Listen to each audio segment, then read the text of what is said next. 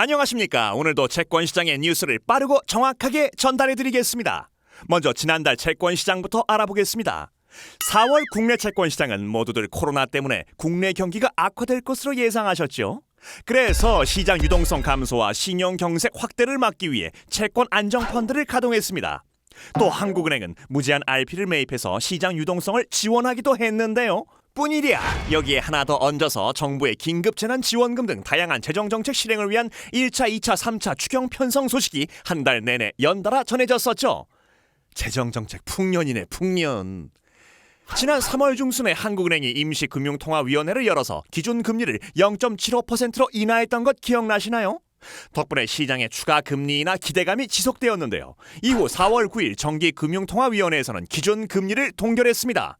그럼에도 불구하고 국고채 단순 매입 등 비둘기파적인 정책 발표가 나오면서 금리는 잠시 강세 흐름을 보이기도 했습니다. 순식간에 지나가서 눈 잘 뜨고 봐야 한다. 하지만 월간으로 보면 주가가 계속 상승하면서 위험자산이 계속 좋아요 버튼을 받았고 과감한 재정정책으로 국고채 공급 부담 이슈가 제기되었죠. 결국 전반적으로 금리 상승 흐름이 우세했다고 볼 수 있습니다. 국고채 3년 금리는 기준금리가 떨어질 것이라는 기대감으로 1.00%를 중심으로 10bp 범위 내 등락을 반복했는데요.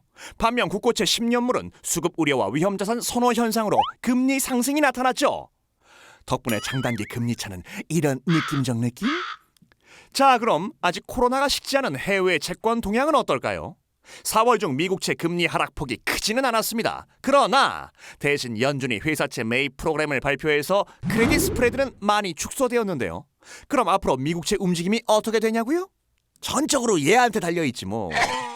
3, 4월간 연준은 기준금리도 150bp 인하하고 미국채를 무제한 매입하면서 시장의 유동성을 공급했습니다. 하지만 최근에는 미국채 매입 속도를 슬슬 조절하는 중인데요. 회사채 매입 프로그램이 본격적으로 가동되면 국채 매입량을 그만큼 줄일 수 있다는 판단을 한 것으로 보입니다. 코로나 관련해서 연준의 최우선 목표는 회사채 신용 경색 방지이기 때문에 미국채 금리 상승은 어느 정도 용인해도 괜찮다는 뜻인데요. 트럼프 대통령이 발표한 1.8조 재정정책 대부분은 국채 공급으로 돌아오는 반면 코로나가 진정되면서 연준이 회사채 매입을 줄이면 그렇죠, 미 국채 금리가 상승되겠죠. 그럼 그동안 국고채 금리가 장기물 중심으로 많이 올랐는데 추가로 오를 여지가 있을까요? 사실 지난달 한국은행의 RP 매입이나 채권 안정펀드가 기대보다는 효과가 적을 것이라는 취지로 말씀드렸었는데요. 하지만 그 이후 한국은행이 추가 국고채를 매입하겠다는 의지를 만천하에 알렸었죠. 거기에 덧붙여 한은법 개정을 거쳐 미 연준과 비슷한 방식으로 별도의 SPV를 세워 회사채, CP, 단기 사채 등을 매입할 것이라고 금융위원회를 통해 밝히기도 했습니다. 이거 또 기대해봐도 되나요? 하지만 아직까지는 한국은행 국고채 매입을 살펴보면 적극적이라고 보기는 어렵고요. 하느니 회사채 매입을 한다고 해도 20대 국회에서 통과가 되지 않으면 21대 국회 시작 후 본회의 상정, 한은법 개정, 금통위 의결까지 시간이 한두 달은 걸릴 것으로 보고 있습니다. 산 넘어 산이요. 만약 경기가 오르면 미 연준은 자산 매입을 줄일 테고 유동성은 빠이빠이 할 텐데요. 그럼 한국 금리에 그 여파가 없을까요? 아닙니다. 부정적으로 작용하겠지. 장사 하루 이틀 하냐? 지난 2017년에서 2018년에 미국이 기준금리를 인상했을 때도 미국과 신흥국들 사이에 금리 움직임이 차별화되었는데요.